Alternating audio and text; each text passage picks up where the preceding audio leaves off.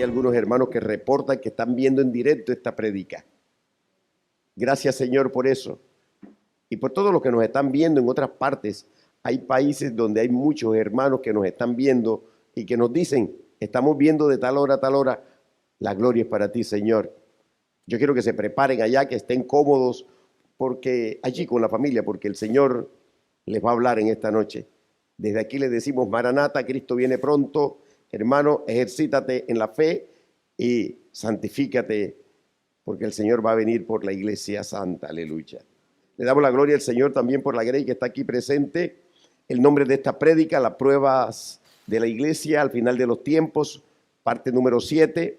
Y vamos a leer la palabra en el libro de Apocalipsis, capítulo 2, versículo 10. Y leemos la palabra en el nombre del Padre, del Hijo y del Espíritu Santo de Dios. No temas en nada lo que vas a padecer. He aquí el diablo echará a alguno de vosotros en la cárcel para que seáis probados y tendréis tribulación por 10 días. Sé fiel hasta la muerte y yo te daré la corona de vida. Padre, gracias por esta palabra, Señor. Palabra de autoridad, palabra de fuego. Gracias, Rey, porque tú tienes cuidado, Señor, de nosotros. Tú preparas este alimento que es para vida eterna. Gracias, Señor. Santifícanos, Rey, santifícanos. Gracias. Oh, Señor, lo que tú tengas que hacer en nuestro corazón, que nuestro corazón sea un corazón humilde, sencillo, que se abra para que tu palabra llegue y haga lo que Él tiene que hacer, Señor. Aleluya. Poderoso eres, Señor. Gracias. Las pruebas de la iglesia al final de los tiempos. Hermano, estamos estudiando las pruebas que la iglesia tiene al final de los tiempos y que debe pasar para poder ser arrebatados. Te voy a recordar 3 pruebas para que nosotros como Iglesia Santa podamos ser arrebatados. 1, la prueba de la fe en Él y en su palabra, en sus promesas. 2, la prueba de la santidad y la santificación. Y 3, la prueba de la fidelidad en el servicio, en la obra del Señor. Yo sé que usted debe recordar que en las prédicas pasadas estudiamos la primera prueba, que es la de la fe, hermano, y demostramos bíblicamente y con los hechos cómo muchas iglesias están perdiendo, ¿verdad? O han perdido esta prueba en estos últimos tiempos, en estos últimos días que nosotros estamos viviendo. En esta noche vamos a iniciar la segunda prueba para que tú tomes nota, la prueba de la santidad y la santificación. De eso se trata el asunto esta noche. La prueba de la santidad y la santificación. Aleluya. Y para empezar yo quiero que anotes y que tú puedas guardar en tu corazón esta primera verdad. Escríbela si tú piensas que se te puede olvidar. El que pierde la prueba de la fe también pierde la prueba de la santidad y la santificación. Esa es una tremenda verdad. El que pierde la prueba de la fe también pierde la prueba de la santidad y la santificación. Ahora quiero que anotes o guardes en tu corazón esta segunda verdad. Sin santidad no podemos ser arrebatados. No podemos participar del arrebatamiento de la iglesia. Es verdad, en esta noche te estoy hablando de la santidad y de la santificación. Y yo quiero recordarte qué significan estos 2 términos. Son 2 términos poderosos, hermano. Santidad y santificación. Cuando nosotros recibimos a Cristo, amén. Cuando nosotros recibimos a Cristo, yo quiero que recuerdes lo que ocurrió en ti. Dice la palabra de Dios que somos limpiados de todos los pecados que habíamos cometido. Pero la vieja naturaleza está en nuestro cuerpo. Y por ello entramos en un proceso de santificación, es decir, empezamos a caminar con el Señor. Y este proceso de santificación consiste en tener la carne, la vieja naturaleza, sometida, anulada. Aleluya. Ese viejo hombre, esa vieja mujer, hay que tenerlos crucificados. El proceso de santificación que consiste, mis amados, también en mantenernos apartados del mundo, porque el mundo atrae, el mundo seduce. Y en el mundo hay pecado y el pecado produce muerte. Muerte primera y muerte segunda. Hermano, que consiste en resistir al diablo para que el diablo huya de nosotros. Para que nosotros no caigamos en sus engaños, porque el diablo es mentiroso y engañador. Hermano, la santidad se refiere a cómo el Señor Jesucristo nos hizo santo cuando nos arrepentimos. Mire, cuando hay arrepentimiento en un corazón, Él nos santifica. ¿Quién dijo amén? Hermano, le recibimos y creímos en Él. Ser santo significa que Dios nos ha apartado para Él. Le pertenecemos, nos apartó con el cayado. Somos de Él. Que Cristo ha quitado el pecado de en medio, porque el pecado estaba en medio de nosotros. El pecado que nos apartaba del Padre. Estábamos en una relación rota con el Padre. Éramos enemigos del Padre. Pero el Señor Jesucristo nos unió nuevamente con el Padre. Yo quiero que vayas conmigo a Hebreos 10 y mira lo que dice. Búscalo y léelo conmigo, por favor.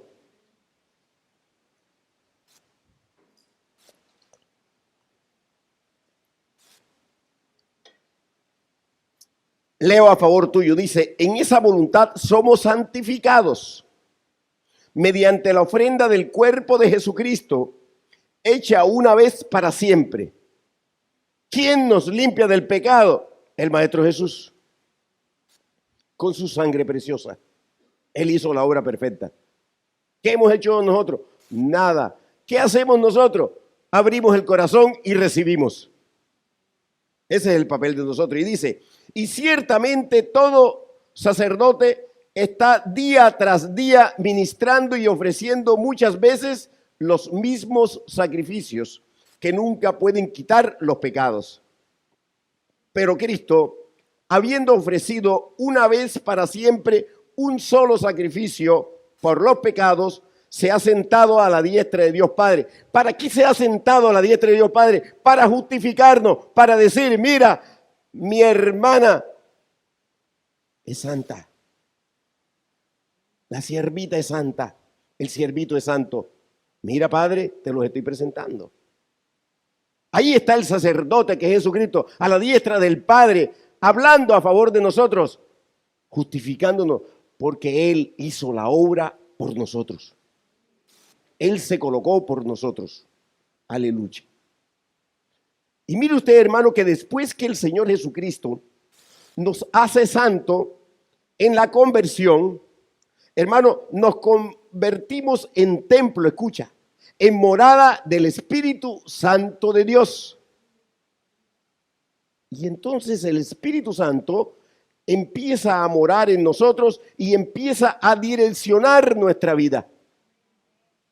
Y ya nosotros sabemos que el mundo repele en nosotros con relación a nuestra conducta. Todas las cosas del mundo están produciendo pecado y nosotros hemos sido apartados y el Señor ha limpiado todos los pecados, por lo tanto nosotros caminamos en santidad.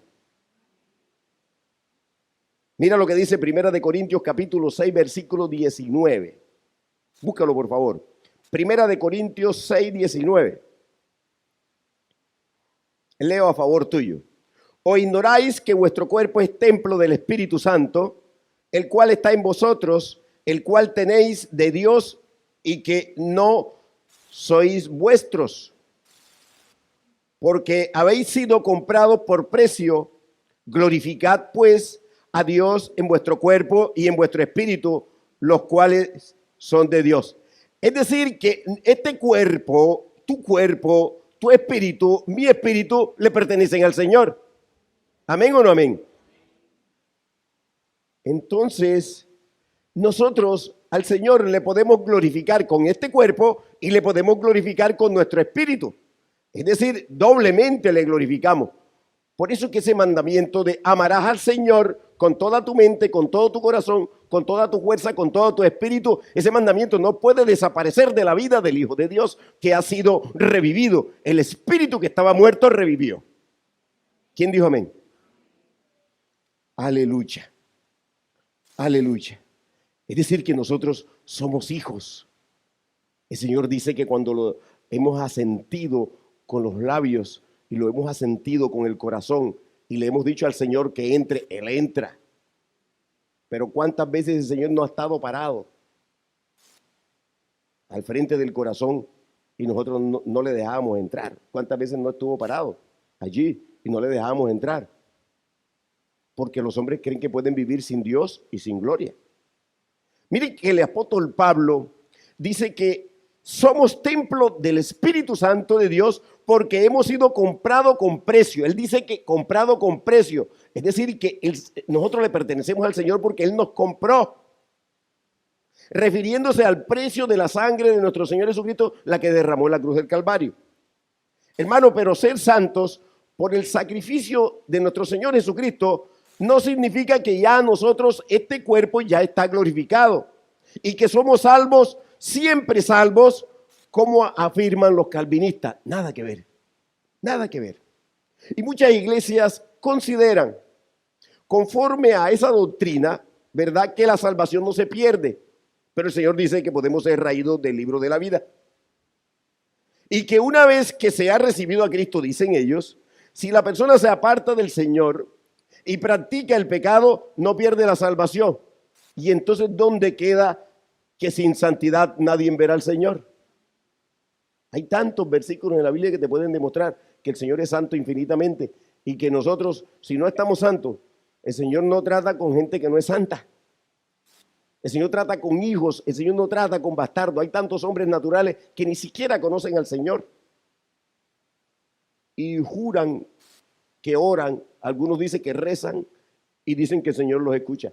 El Señor no escucha ni bastardo, ni el Señor escucha gente en pecado. La única oración que el Señor escucha del pecador es de arrepentimiento. Aleluya.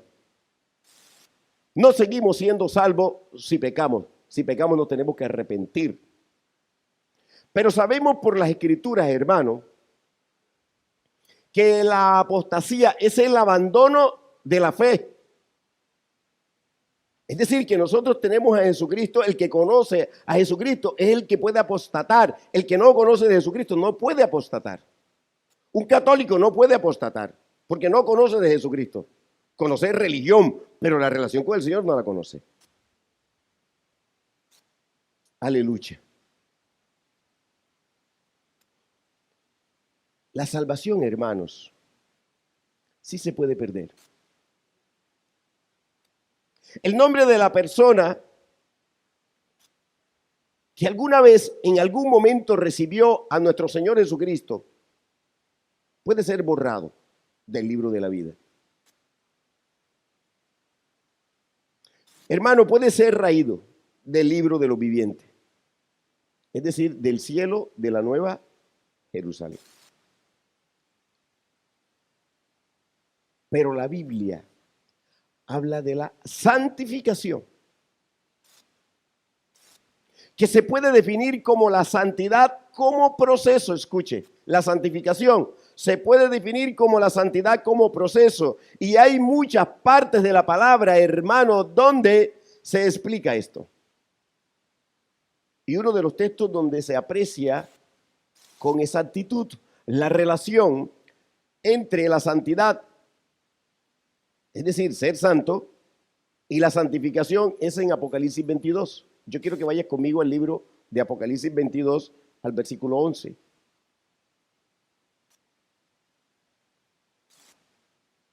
Cuando lo tenga me regalas un amén. A mí este versículo me llena de fe y me gusta mucho. ¿Ya lo tienes? El que es injusto, sea injusto todavía. Y el que es inmundo, sea inmundo todavía.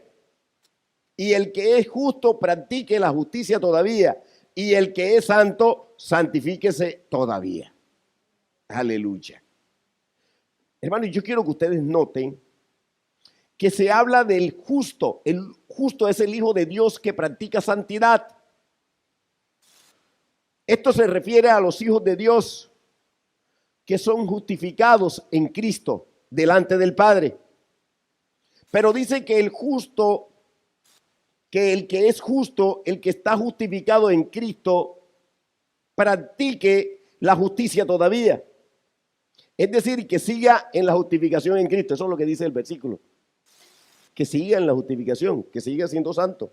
Es decir, que no sea parte, que sea perseverante, porque este evangelio es de perseverancia.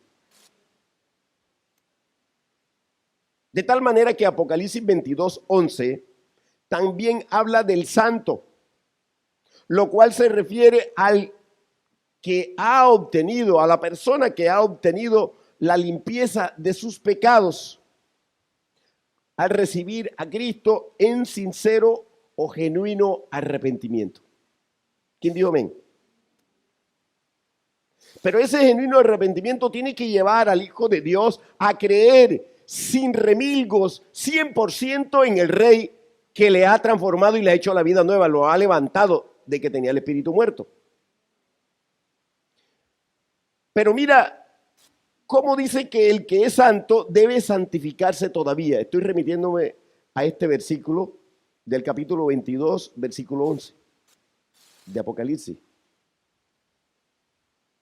El que es santo debe santificarse todavía, lo cual, hermano, significa que debe seguir santificándose, debe estar en el proceso sin salirse de él. Es decir, yo no puedo dejar que el Señor ya no me santifique, es decir, que yo evite que el Señor me santifique.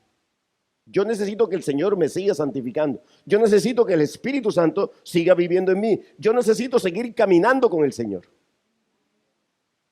Yo no puedo frenar un proceso que el Señor ha dicho que es bueno para mí, para guardar mi alma. ¿Amén o no amén? Aleluya. Aleluya. Y mire usted esto. Nosotros sabemos, hermano, que la santificación es un proceso. Que es la Escritura la que nos enseña cómo nosotros nos tenemos que santificar. ¿Amén o no amén? Pero antes de seguir explicándola, yo quiero que usted anote, que usted guarde aquí en su corazón, mi amado, mi amada, una tercera verdad. Porque ya le he enunciado dos verdades. La santificación apunta hacia el arrebatamiento de la iglesia. Aleluya. Hacia la nueva Jerusalén. Hacia obtener definitivamente la herencia eterna. Es decir, lo que el apóstol Pablo habla como el galardón completo. Y ese galardón completo nadie me lo va a quitar. Porque yo nací de nuevo. Y yo no me voy a devolver. Porque todo el que se devuelve va a ser atacado por el diablo y el diablo no lo va a dejar de atacar hasta que lo haga resbalar. Porque ese es el papel del diablo. Tener la suficiencia para vernos en la luz cuando nosotros somos vivificados por el Rey y para atacarnos. Porque no se queda quieto. Porque como éramos esclavos de él, el Señor nos sacó a libertad. Dice, este era mío antes, necesito hacerlo regresar a donde yo lo tenía esclavizado. Ese es el papel del diablo. Él no se queda quieto. ¿Quién dijo amén? Yo quiero que comprobemos esto en las Escrituras, hermano. Esto que yo estoy diciendo. Yo quiero que vayas conmigo a Colosenses capítulo 1, versículo 20. Colosenses 1:20.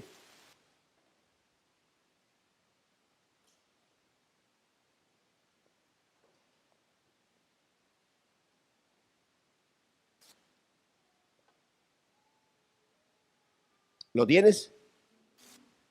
Dice, y por medio de él reconciliar consigo todas las cosas, así las que están en la tierra como las que están en los cielos, haciendo la paz mediante la sangre de su cruz. Yo quiero que ustedes miren cómo el apóstol Pablo se refiere aquí al reino eterno. Presta atención. Cuando el reino de los cielos sea implantado en esta tierra, hermano, cuando Cristo la haga nueva, porque Él la va a hacer nueva. ¿Amén o no amén? Pero yo quiero decirte que esta reconciliación ha iniciado con el nuevo pacto, con la sangre del Cordero, con la sangre de Cristo. Porque la iglesia es un pedacito del reino de los cielos. ¿Me estás entendiendo? ¿Me estás siguiendo? Hermano, escucha esta verdad. La iglesia es un pedacito del reino de los cielos. Y yo no sé a quién le decía, pero el Señor, hablando con la siervita pastora, el Señor nos hablaba y nos decía, ¿sabes qué tienes en la mano? Yo decía, la palabra de Dios, la Biblia decía, esto es un pedazo de eternidad. Ella está escrita en el cielo, siervo, y aquí en la tierra. Yo te he entregado un pedazo de eternidad en tus manos para que lo atesores en el corazón, aleluya. Para que nunca se pierda del corazón, para que no naufrague, hermano. Esta palabra nos conduce a la Nueva Jerusalén. Aquí está todo. Aún hay misterios dentro de ella que no se nos ha sido revelado, hermano. Aquí está todo. Esto es lo que nosotros vamos a predicar en el milenio. Y nos gozaremos, aleluya. Dale la gloria a Dios. Nos gozaremos.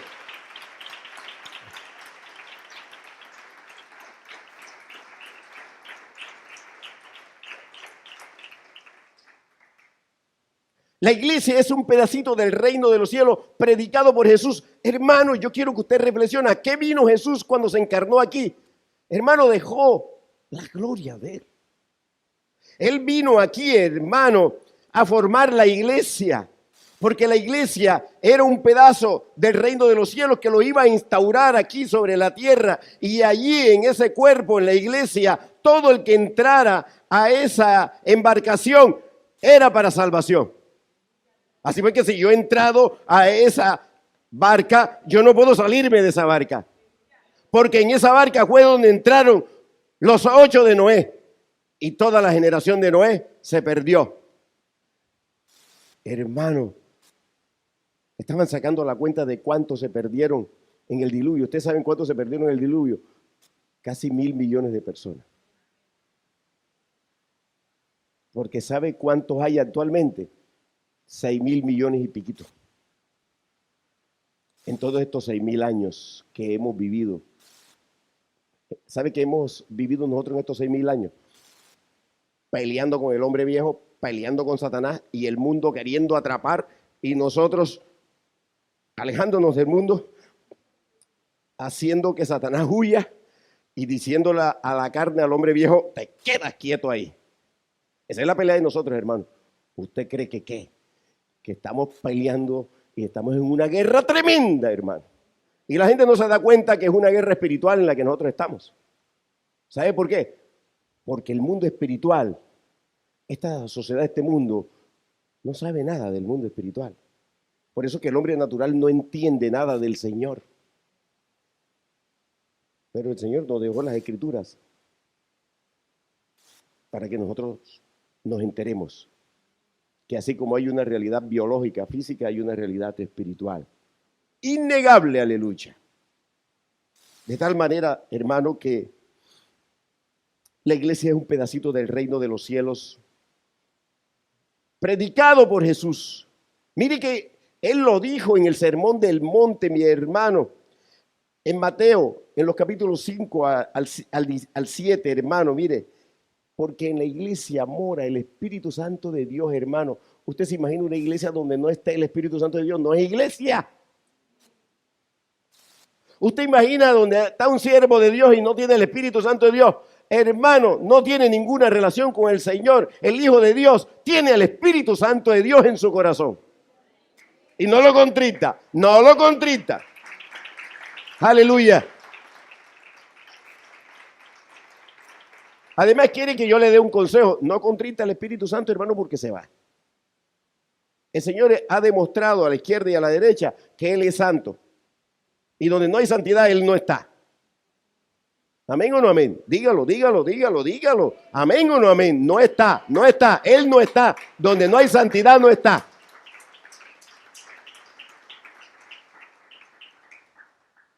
Hermano, la iglesia santa tiene la redención de su alma y de su espíritu a la espera de la redención del cuerpo. Escucha, que ocurrirá con el arrebatamiento de la iglesia. Nosotros no estamos peleando cualquier cosa, hermano. Este cuerpo débil y este cuerpo que se cansa y este cuerpo que sufre y que es endeble, hermano, este cuerpo va a ser cambiado.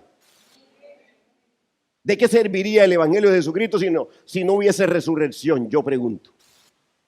Si Jesucristo no hubiese sido levantado después del tercer día de haber estado y de dejar la tumba vacía, si no hubiese existido resurrección, todo lo que le ocurrió a Jesucristo le ocurre al Hijo de Dios. Tiene que morir, hermano. Y tiene que morir porque el hombre viene con pecado. Y tiene que morir del pecado. Y el Señor tiene que hacerlo nuevo. Y ya no en voluntad de hombre, sino en voluntad divina. Aleluya, ahí es donde nos anclamos nosotros. Pelear por lo que el Señor nos ha prometido. Hay una promesa tremenda. Y es la promesa en el espíritu. Es decir, que el hombre le ha ganado la corporeidad, al hombre le ha ganado la biología, al hombre le ha ganado la materialidad. El hombre se olvidó de que el mundo espiritual es más real que el físico. Porque en el mundo espiritual es donde está la eternidad. El mundo físico es efímero. Es efímero. Aleluya. Aleluya.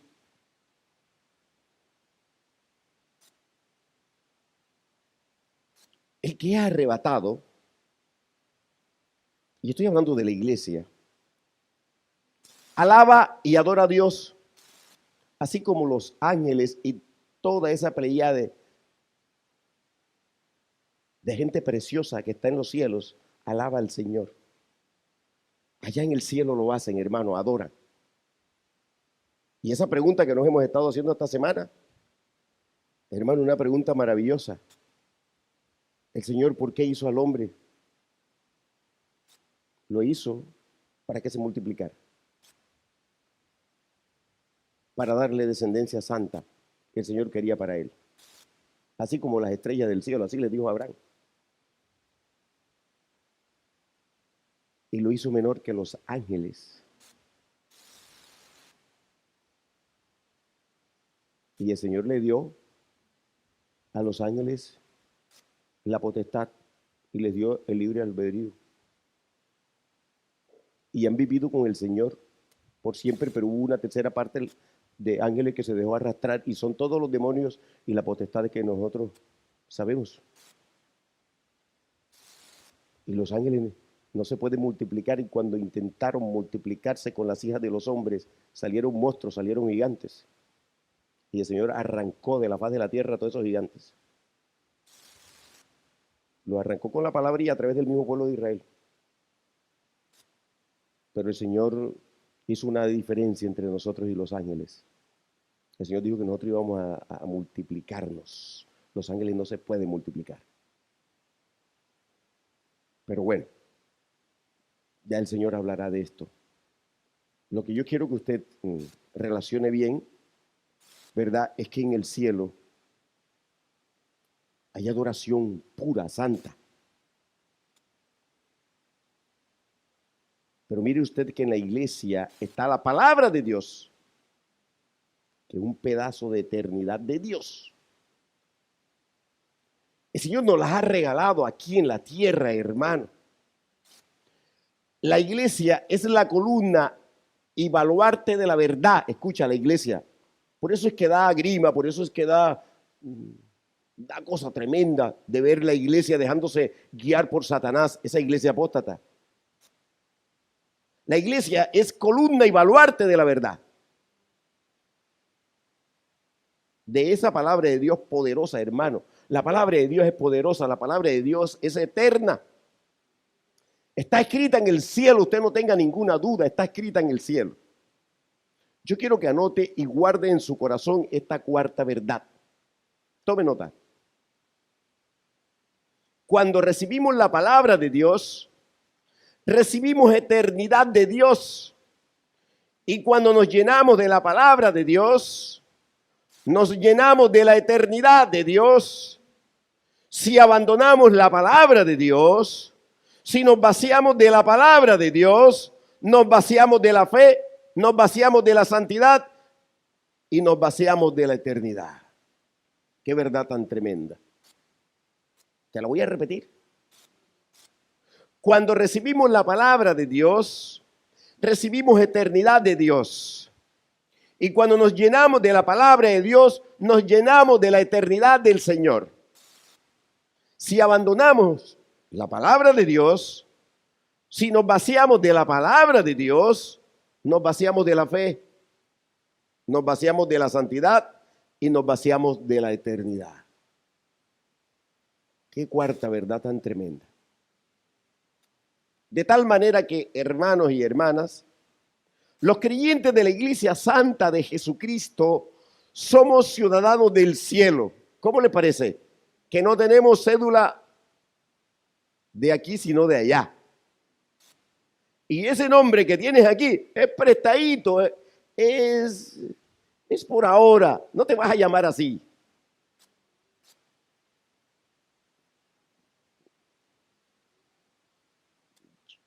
Yo no sé cuál es mi nombre allá, pero me lo va a decir el Señor.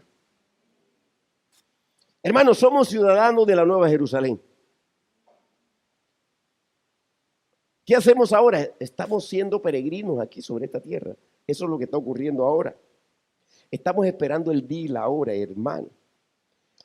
El día y la hora. ¿Sabe para qué? Para regresar a nuestra verdadera ciudad. A la Nueva Jerusalén. Ciertamente no pertenecemos a este mundo. Dice la palabra que somos peregrinos en este mundo. No pertenecemos a esta tierra. Hermano, eso lo dice claramente Juan en la oración que Jesús hizo. Escucha. Por todos los creyentes de la iglesia antes de hacer su sacrificio poderoso y glorioso. ¿Quiere leer conmigo Juan 17:14?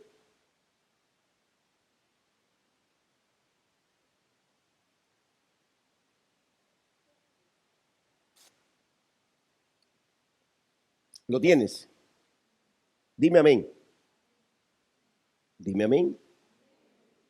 Yo les he dado tu palabra y el mundo los aborreció porque no son del mundo como tampoco yo soy del mundo. No ruego que los quites del mundo, sino que los guardes del mal. No son del mundo, como tampoco yo soy del mundo. Santifícalos en tu verdad, tu palabra es verdad. Gócese, hermano, por esta palabra poderosa. Mire, sigamos leyendo Colosenses 1 para que nosotros podamos seguir comprobando, hermanos, que la santificación es un proceso, escucha, y que apunta a una herencia que es una herencia eterna, una herencia en los cielos, para nosotros poder obtener el galardón completito, para poder entrar a la ciudad celestial. Mira, Colosenses 1:21 dice, ¿estás ahí en Colosenses, sí? Bueno, Colosenses 1:21 dice, y a vosotros también, que erais en otro tiempo extraños y enemigos en vuestra mente, haciendo malas obras, ahora os ha reconciliado en su cuerpo de carne por medio de la muerte, para presentaros santos y sin mancha e irreprensibles delante de Él. ¿Quién es Él? El Padre. Aleluya. Así porque el Señor, cuando nos está presentando como sacerdotes delante del Padre, nos está presentando justo. Él nos justifica, hermano. Qué maravilla. Aleluya. Mire, Pablo dice aquí que Jesús nos ha reconciliado con el Padre. Y tú dirás, ¿y para qué nos reconcilió con el Padre? Pues hay un objetivo bien definido. Mira, nos presenta santos e irreprensibles delante del Padre. Santos e irreprensibles delante del Padre. Ese es el papel de Jesús. Hermano, y le digo algo. Cuando nosotros seamos arrebatados, cuando nosotros seamos glorificados, cuando nosotros lleguemos delante del Dios Padre, presta atención a esta reflexión. Observa tú que en la oración de Jesús por los creyentes de la iglesia hay una petición sobre esto. Cuando nosotros lleguemos delante del Padre, ¿qué es lo que va a ocurrir?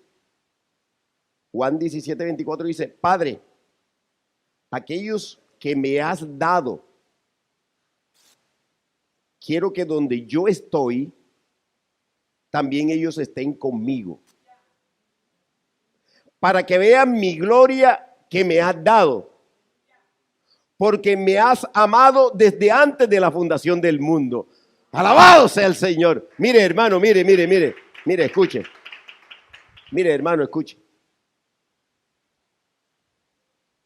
El Señor tiene una promesa tremenda. Él nos ha dicho a nosotros que Él, cuando nacemos de nuevo y Él entra a nuestro corazón y Él revive el espíritu muerto que estaba en pecado y lo santifica, Él promete estar con nosotros hasta el arrebatamiento, hermano. Hasta cuando nos levante y glorifique nuestro cuerpo. Hasta ahí Él va a estar con nosotros. Después será por la eternidad. Hermano, porque después que pasemos esta prueba y seamos arrebatados y nuestro cuerpo sea glorificado, hemos pasado la prueba, hermano. Estamos en prueba. ¿Quién dijo amén? Estamos en prueba. Aleluya. Pero para poder obtener esta promesa, hermano, esta poderosa bendición, la herencia eterna, inconmovible, incorruptible, hay una condición que el apóstol Pablo dice en Colosenses 1. El pasaje que estamos estudiando, Colosenses 1 del 21 al 23. Lee conmigo. Colosenses 1, versículo 21 al 23. Leo a favor tuyo. Y a vosotros también, que erais en otro tiempo extraños y enemigos en vuestra mente, haciendo malas obras, ahora os ha reconciliado en su cuerpo de carne por medio de la muerte, para presentaros santos y sin mancha e irreprensibles delante de Él, es decir, delante del Padre, si en verdad permanecéis fundados y firmes en la fe, y sin moveros de la esperanza del evangelio que habéis oído, el cual se predica en toda la creación que está debajo del cielo, del cual yo, Pablo, fui hecho ministro.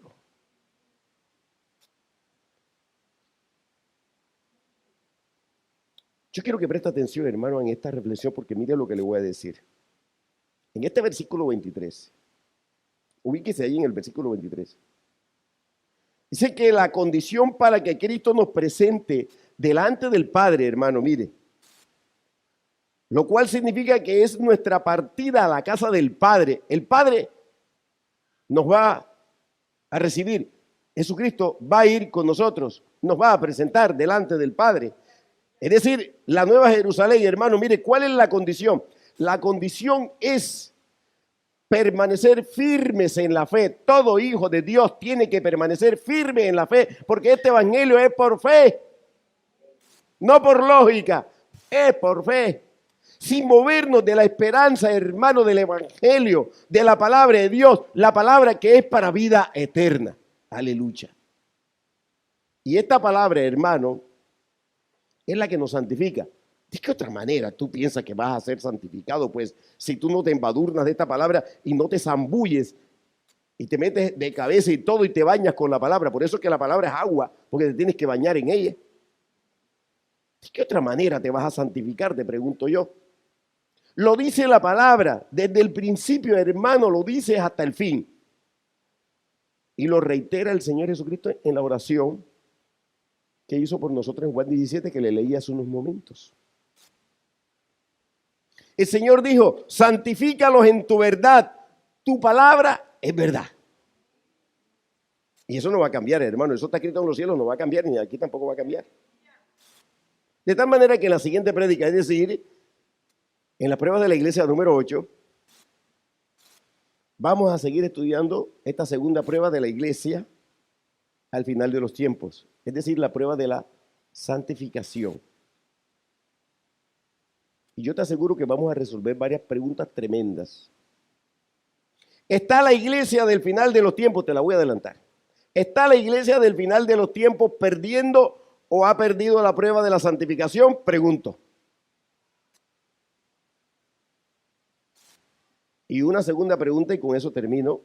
¿Cuáles son las causas por las cuales estaría perdiendo la prueba de la santificación la iglesia, y cuáles serían las consecuencias? Yo creo que ya tú lo sabes. Pero es una pregunta que te hago. Así porque, hermano, apresúrese, gócese. El Señor siempre va a tener algo para nosotros. Le damos la gloria a Dios porque Él siempre prepara algo para nosotros. Y nosotros vamos a seguir escudriñando las Escrituras y guardándonos en el Señor y levantando, remontando esta fe, porque es una fe para guardar esta salvación tan grande. Hermano, no tiene comparación, no hay punto de comparación. Lo que el Señor nos ha dado es grande. Y por eso le amamos por lo que Él es. Y anhelamos que Él siempre esté con nosotros. Y Él nos prometió que iba a estar con nosotros y está con nosotros. ¿Quién dijo amén? Dale la gloria a Dios entonces, aleluya. Poderoso, poderoso, poderoso. Gracias, Señor. Gracias, Rey, gracias. Gracias, Jesús. Aleluya. Padre, yo te doy las gracias, Señor, por esta palabra. Señor, que la atesoremos en el corazón, que la guardemos. Oh, Señor, que ahora que vayamos a nuestras casas, Señor, podamos reflexionar sobre ella. Gracias, porque está grabada, Rey, y podemos repetirla. Gracias, Señor. Oh, tú nos mandaste a que miráramos las 118 prédicas que hay, 119, sobre preparándonos para la venida del Rey. Señor, tú vas a venir pronto. Yo los creo, mi Rey.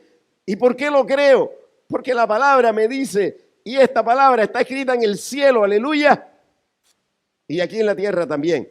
Esa es mi guía, esa es la que me da fe, esa es la que me va a dar eternidad, aleluya. De tal manera que me bañaré con ella, aleluya. Gracias, Señor. Santifica a tu pueblo, síguele santificando, Señor. Síguele guardando. Síguele guiando. Señor, el camino es estrecho, el camino es difícil, Padre. Pero tú has dicho que en el Evangelio no hay nada fácil, Señor. Que tenemos que pelear la buena batalla de la fe todos los días y a toda hora. Gracias por eso. Porque la fortaleza viene de ti, Rey. Gracias porque tenemos vigor para hacerlo. Somos de la estirpe de Caleb. Somos de la estirpe de Josué, aleluya. Y no le tenemos miedo a ningún gigante. Y tenemos la espada del Espíritu. Y vamos para adelante. Y nada nos va a detener hasta llegar a la Nueva Jerusalén. Aleluya. Alabado sea el Señor. Gracias, Rey.